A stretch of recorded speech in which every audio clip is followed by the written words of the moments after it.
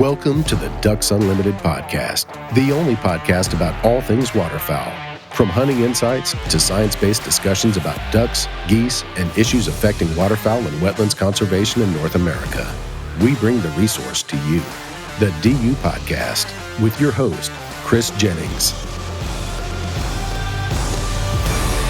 Joining us today as a repeat guest, we have John Pollmann. John, welcome back to the show. Hey, thanks, Chris. Great to be with you. It's always good to have John on here, and I think most people who listen to the DU podcast on a regular basis know that when we have John on here, he's either going to provide a South Dakota update or we're going to talk tactics. And that's what we're going to do today. We're going to talk some serious tactics, and this conversation is going to be based on an article that John wrote for the most recent magazine, the November-December issue. And the article was called Stopping Traffic. And what we're referring to here when stopping traffic is actually what duck hunters sometimes refer to as running traffic. John, can you kind of elaborate on that? You know, duck hunters use these weird terms sometimes, I feel like, where we're talking like, oh, I was just running traffic out there and did this. And like, what does that actually mean? Sure. Well, running traffic to me is it's a tactic that I use probably as frequently as anything else. It simply is when there are days where as a hunter where you can't be on the X, birds that are leaving a roost and going to a field, and you try to be on one or the other. And if you can't be in those places where the ducks absolutely want to be, or the ducks or geese absolutely want to be, you can't be on the X. You got to try to get someplace in between. And so that's what this is. It's all about getting birds to stop somewhere other than their intended destination. And, for hunters, I think across North America, this is something that comes in really handy. It's something that we are, sometimes our hand gets forced and something we have to do because we can't be on the X, like I say. And, there's just a lot of good tips in here, things that, the three gentlemen that I spoke with, these hunters are really good at what they do. And I think they shared a lot of great information for the article. Yeah. And I think when we say running traffic, I think this probably, like you kind of alluded to, this really probably is something that nearly every single duck hunter is doing on a daily basis. I mean, there's very few people who are on the X every single day. So I think that's a good point that you brought out, that this is one of these tactics conversations that it doesn't really matter regionally where you're at. This definitely impacts you in the way that you can be successful. So we'll jump right into it here. You may not be able to be on the X, but how do you decide what's the best spot? The first thing you mentioned is finding the right spot. So let's kind of elaborate on that and talk about who you actually used as a reference for this. Absolutely. So the gentleman I visited with, his name is Tyson Keller, and Tyson's probably one of those waterfowl hunters that he's probably one of the better waterfowl hunters that people probably haven't heard of. He is a lifelong resident in South Dakota, grew up along the Missouri River and Pier, central part of the state. And so he's kind of had a front row seat to some of the best waterfowl hunting opportunities in the country. Pier is a major staging area for both Canada geese and mallards, but Canada geese in particular. And so Tyson over the years has just picked up a lot of information in terms of just bird behavior and what they do and how to hunt these birds. And, because of the hunting competition out in that area and other factors, being on the X is not always an option for hunters that, target Canada geese coming off the Missouri River out there. And so Tyson has built kind of a slew of techniques to use when it comes to trafficking these birds. And like I say, these Canada geese in particular, they stage up on the Lake Oahe, the big reservoir above the Oahe Dam out there. And they roost there, and then they string out in various directions to feed on corn or winter wheat or whatever it may be. And so Tyson, if he's got a day to be hunting and he knows he can't be on the X, or birds are using fields that he doesn't have access to, first thing he does is he tries to find the flight line, a major flight line. There's going to be more than one, but find a major flight line that these birds are following from the reservoir to where they're feeding at. And, he'll try to use some natural features of the landscape to help him identify this line, so that he can get as close to possible to being directly underneath it. Someplace between where they're coming from and where they're going. And so he will, like he mentions in the article, it's a numbers game. And, trafficking birds and getting them to stop someplace where they're not planning on doing it. It's a numbers game. You're only going to fool so many of them. And so you got to be underneath as many of them as you can to have the best success rate. And so that's his first step, finding that major flight line, that those birds are following, and then obviously trying to get permission to be someplace underneath them. Yeah, I've actually been in a very similar scenario with Tyson in Missouri snow goose hunting, where he was running traffic and pinpointing a hill, literally a hilltop out there in northwest Missouri for snows, and man, we did it right. And he kind of really set that whole thing up very similar to the way that you were just describing, where we weren't able to get like in where they were feeding, but he spent a lot of time glassing and knew exactly where these birds were going to fly over. And then we set a huge snow spread up there. This was several years back, but I'm not going to say what year it was because that'll definitely date us here. But no, I mean, running traffic like that, like you said, it is a true numbers game. Getting your decoys in front of as many possible eyes, but that's the next step, and this is the next one that you kind of I thought it was the way the article was kind of set up. It really is, you find your spot, you pick your spot, you choose, you make that decision, but then you got to go to the decoys. So who did you talk to about the decoys, and what's the key element in decoys when running traffic? Yep. So on the decoy side of things, I talked to Tony Vandemore, and Tony is a familiar name to a lot of hunters, and he's got a really successful guiding operation there in Northwest Missouri. And before Tony ran, he's a co-owner of Habitat Flats, a guide there at Habitat Flats near Sumner. Before he did that, he was a public land hunter. And so he, like a lot of folks, would, enter the draw in the morning to find out where he's going to be at. And, when it comes to a public land draw, you don't have a choice where you're going to go. Sometimes you're on the X and sometimes you're not.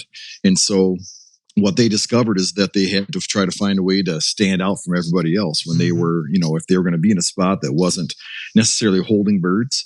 And so one of the things that they turned to were their decoys. And so, they decided in order to stand out to use different decoys than everybody was using. And in this case, some Canada Goose decoys.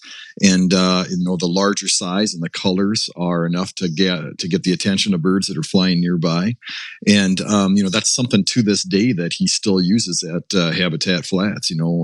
Folks that have ever watched any videos of Tony Place there, there's a number of places, a number of blinds on their property that you go there in the morning, you show up there in the morning, and there is not duck one on that water. Those spots are 100% traffic. They are located in a place, and kind of going back to what Tyson had said before, or what I mentioned with Tyson, that they are located in a place that puts them directly in line between where these birds are roosting and where they're feeding.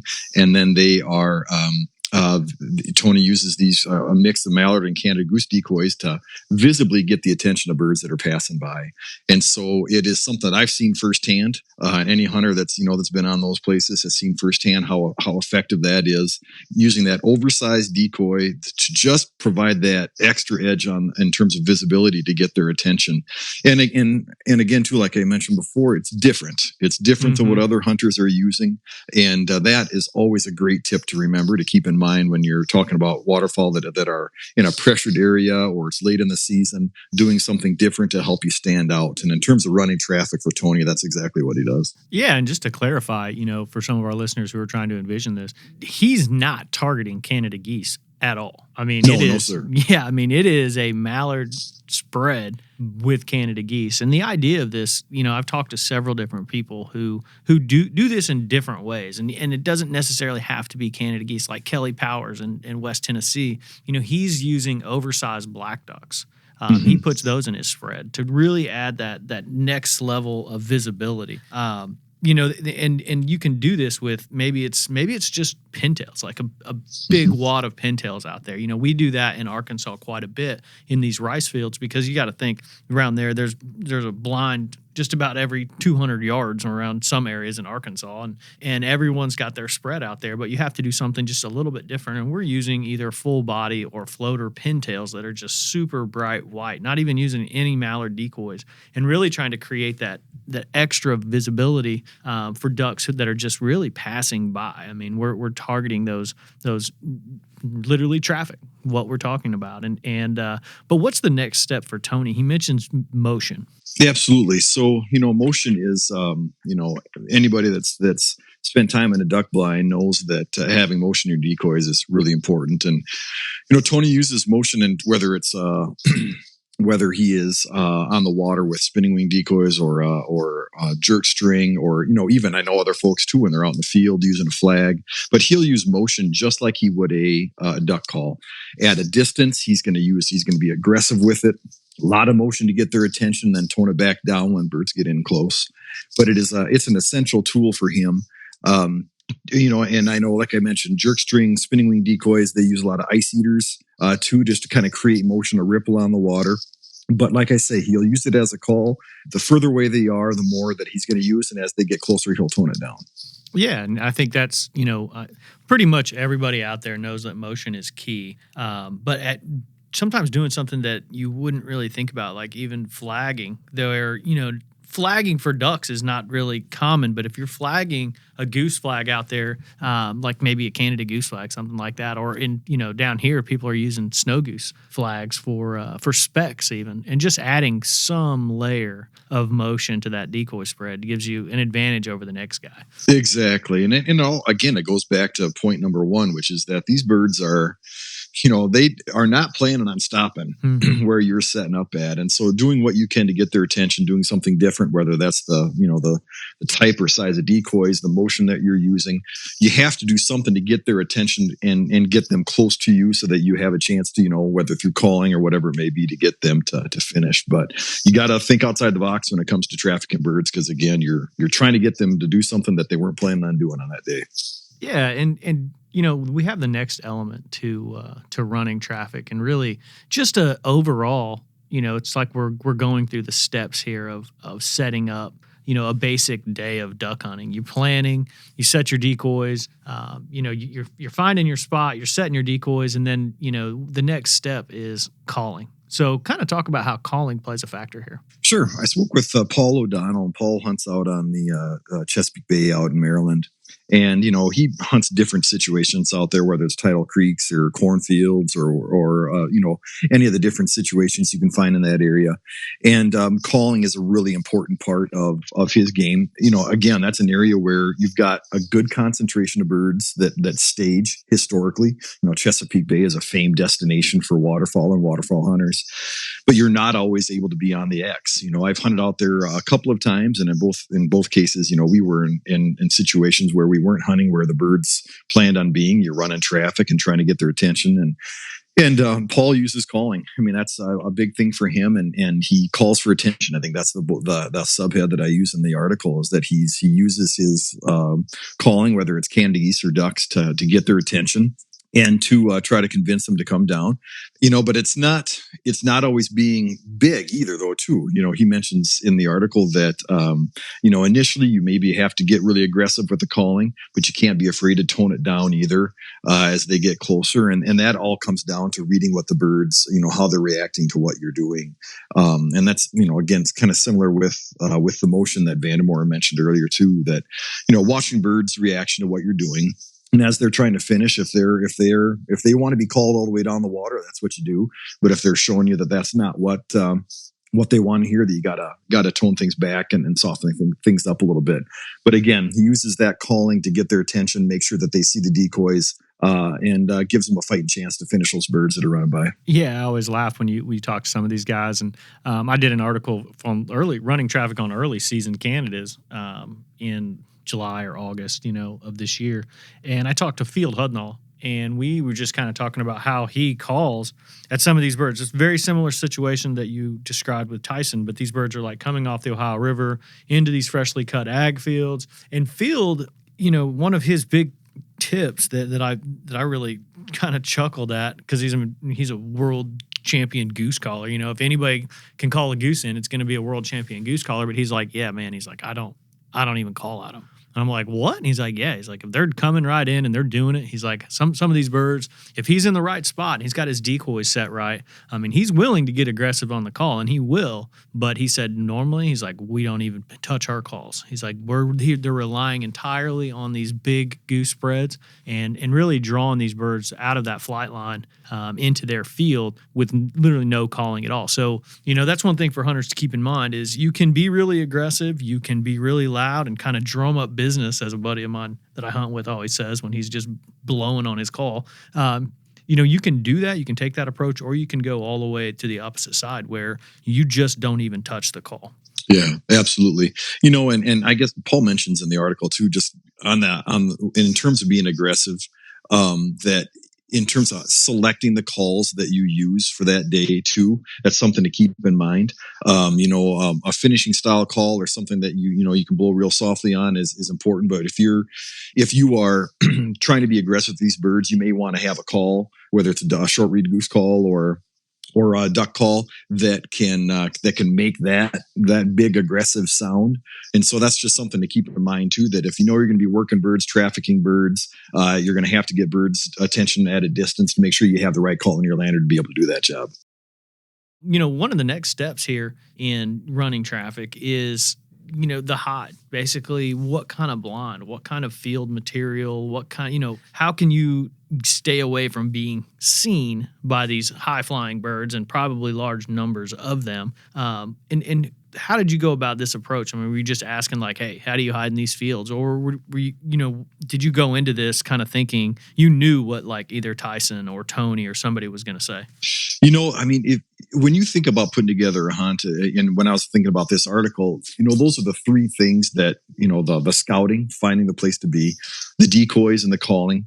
And then the other main aspect, when any type of hunt you're talking about, you're thinking about how you're going to stay hidden, how you're going to stay concealed from these birds.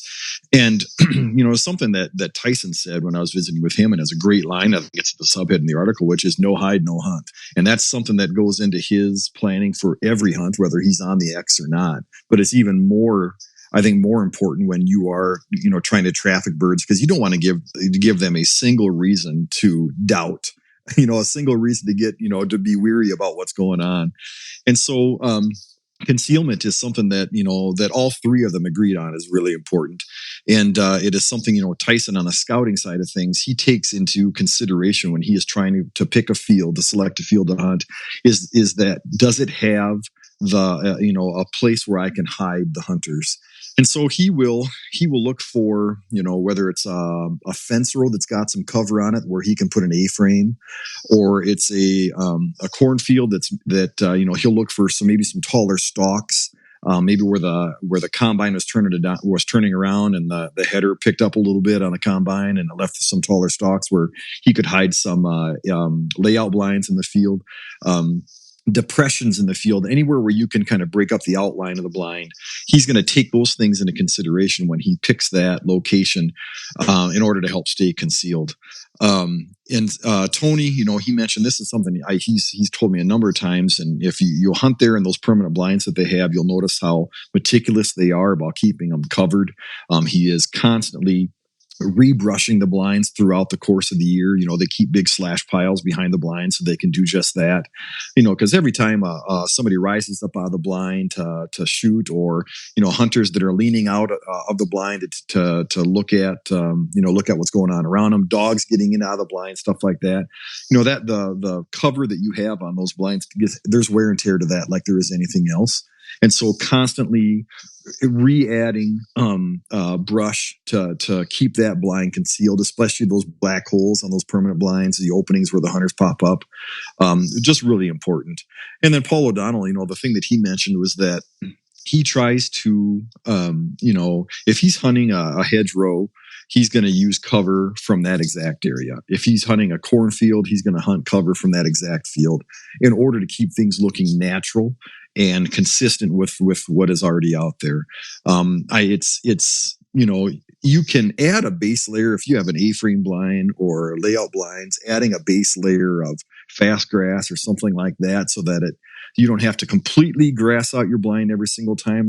I think that's a smart thing to do, but you have to add, cover from the surrounding area where you're going to be on top of that to make it look like it fits in, again, not giving these birds any reasons to second guess their decision to come take a look at your decoys or whatever. So, there's great tips in there in the article from each of them about what to do. And I think, and they're great tips whether you're running traffic or on the X. I mean, it's staying concealed is probably should be priority number one when it comes to having a good day in the field. Yeah, and I think that I think most people really try and we talked about blind building and blind brushing quite a bit. I mean, you and I did an entire podcast last season just on concealment. But I made that. I mean, I talk about this all the time, and I made this mistake just a couple months ago in northern Minnesota. We were hunting up there, and we were hunting a field, but it had beans in it that were cut. And when we got in there in the morning, we were like, all right, well, let's just try and brush these blinds in, and a guy had a hay bale. And so we had tore this hay bale up and we're brushing the blinds out. Well, then the sun came up and we realized that there was a little more green vegetation than what we originally thought. And it really, we weren't using the same vegetation that was in the field. Now, we shot some geese, but I think we got lucky with them, more than once the sun really came out and kind of burned off the fog, like we were in big trouble. Those birds knew exactly that we were there, and it was not going to work out. And what that was just not really, really paying attention to exactly what was in the field as far as cover, and making a bad choice. So, that's one thing that I tell people. It's a very good comment where, he talks about no hide, no hunt. Do you really want to go through these steps of loading all your decoys out there, getting set? It's a process, and then have the birds just flare off when, you could have looked at me like, man, there's just nowhere to hide there. Let's find a different field. Let's try something else. Yep, absolutely. Chris, too, I think it's A-frames have become so popular in recent years because of the space that they give hunters and the comfortable, being able to sit up and rather than laying on your back. But those big blinds, they are in particular are ones that you have to really be careful of making sure they blend in, picking spots along a fence row or along a slough edge or wherever you're using them, making sure that you are doing everything you can to break up the outline of that big blind. And I know I don't mention this gentleman in the article, but Ben Fuyan, a buddy of mine who does a lot of guiding here in South Dakota, he runs A-frames a lot and he runs traffic a lot. And just like these 3 hunters in the article, it's priority number one is figuring out if I'm going to use an A-frame on this day, making sure that I've got a suitable place to put it so that it doesn't stick out, that we can stay concealed. And again, making sure that he's doing everything he can to stack the odds in his favor to traffic those birds and have a good day in the field. But yeah, concealment is priority number one. I mean, it has to be. And like you say, to go through all the effort with everything else and then only to try to take a shortcut when it comes to hiding is just not a good thing to do. So put some effort into concealment and it should pay off for you. Yeah, no, and this is kind of more of a personal, rather than from the article, but I know you recently switched to A-frames. And how's that worked out for you this year? And are you abiding by your own advice where you're, are you going natural cover? Are you going synthetic? Like what are you going with? A combination of both. But I will say that I had a duck hunt where I did set up the A-frame smack dab in the middle of the field, but I was on the X though too, so that made a difference. And they didn't know any of the wiser. But that's when you're on the X. But I do if we're running the A-frames, we really try to keep them in the fence line most often, but a slough edge too. If you've got some taller grass, something where you can set that blind up against it just to help break up the outline a little bit. I do keep a base layer on mine just to make it a little bit easier out in the field so that you're not having to completely grass out the whole thing. But then, some garden clippers or some small handsaw, something like that we can cut cover when we get out there and finish it off. But I love hunting out of them. It's just much more comfortable for me as I'm getting older, as I realize it's just easier for me to sit on a bucket rather than lay on my back. But they're a great tool to have for any hunter, but especially if you appreciate being comfortable and whether you're running traffic around the X, they're great to use. Yeah, no, and I've run into over the course of the past couple of years guys who not only bringing an A-frame and sometimes even layouts, but they're bringing along like a small gas-powered trimmer. Oh, for sure. They're literally out there, chopping huge bundles and really spending additional time brushing those things out and getting them very well hidden, because that's important. And kind of like Tony mentioned in the article, rebrushing, not just even after the hunt, but during the hunt. That's something for people to keep in mind. The first time you jump out of that blind or the dog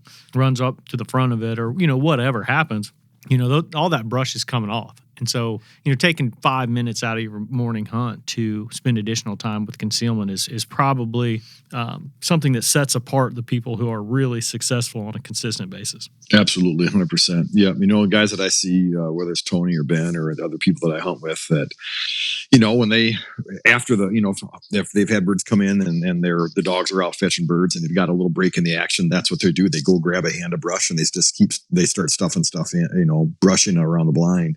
Like you say, not even 5 minutes, it's 30 seconds, 45 seconds just to grab a handful, stuff some in where you see it, where it needs to be, and the hunt goes on. And just something to think about, one of those small little things that if you can continue to do that as a hunter, that your success is going to go up. And it doesn't take a whole lot of time or effort to do, but you just got to think about it, Yeah, no, this has been great, John. Before I get you out of here, I should have done this at the beginning. How's the season been kind of rolling in for you there in South Dakota?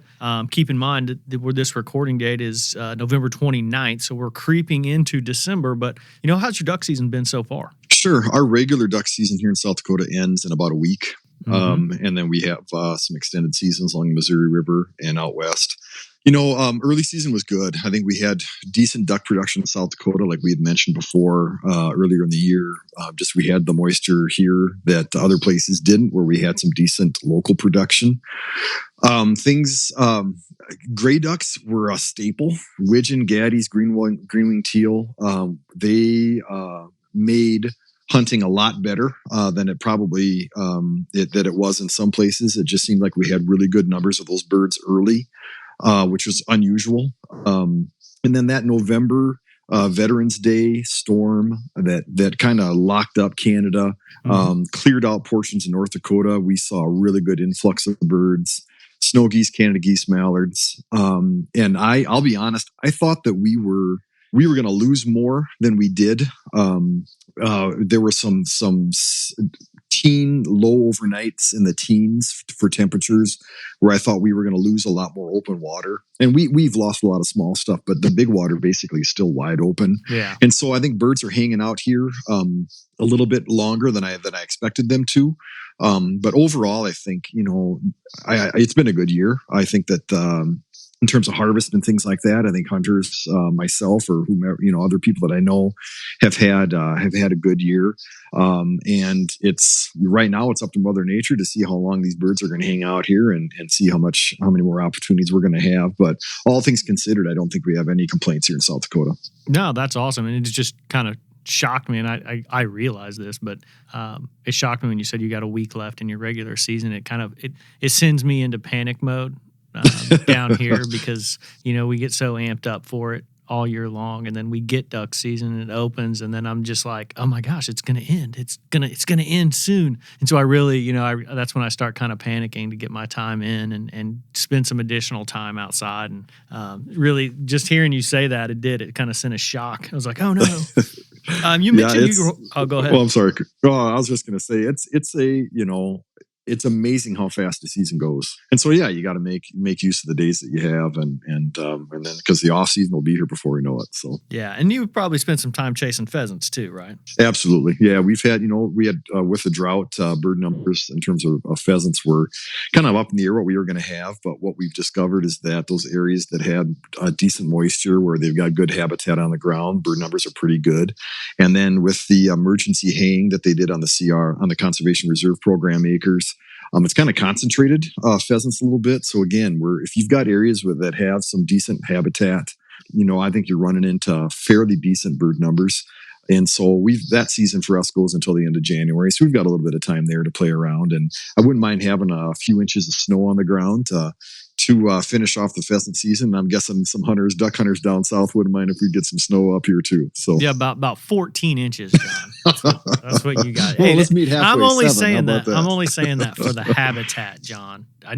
Just the habitat's what's most important up there. But in reality, yeah, we need about 14 inches of snow to push some ducks down here to hunters in the south. I know everyone's kind of waiting on that to happen. Unfortunately, it's really warm up there right now. So, and you mentioned you guys you're still holding a whole bunch of snow geese up there. Yeah, snow goose numbers are pretty insane. And there are a lot of snow geese, period. I mean, so I know there are birds down south in Nebraska and Kansas and Arkansas. I know there have been birds that have been moving through here. But we still have quite a few here. And, for them, it just seems like if they have access to feed, if there's little or no snow cover on the ground, they won't go. I mean, they'll sit on the ice if they have to. But I know there's the larger water bodies are still open. And so, I know we're knocking on the door of December, and you would think that these birds should be further south, but they have zero reason to leave right now because there's plenty of food out there and there's open water. And so we need some cold temps and we need some snow to push those birds out of here. And that goes for mallards and Canada geese too. But so that's, it's not unusual for us to have snow geese here, the week after Thanksgiving. But like I say, it's the reason they're here is that they've got everything that they need. Yep. Yeah, they're not going to leave if they don't have to. That's for sure. Well, cool, John. This has been great. I appreciate you taking some time to, talk about running traffic and even providing a little update on your duck season in South Dakota, how all the birds are staging up there, and we're just waiting on it to get cold. I'll do what I can, Chris. All right, John. Thanks a lot. All right. Sounds good. Thank you. I'd like to thank my guest, John Pollmann, for coming on the show and talking about running traffic, and really the focus of it is stopping traffic. I'd like to thank Chris Isaac, our producer, for putting the show together and getting it out to you, and I'd like to thank you, the listener, for joining us on the DU podcast and supporting wetlands conservation. Thank you for listening to this episode of the DU Podcast. Be sure to rate, review, and subscribe to the show. And visit www.ducks.org/DU Podcast for resources based on today's topics, as well as access to more episodes. Opinions expressed by guests do not necessarily reflect those of Ducks Unlimited. Until next time, stay tuned to the Ducks.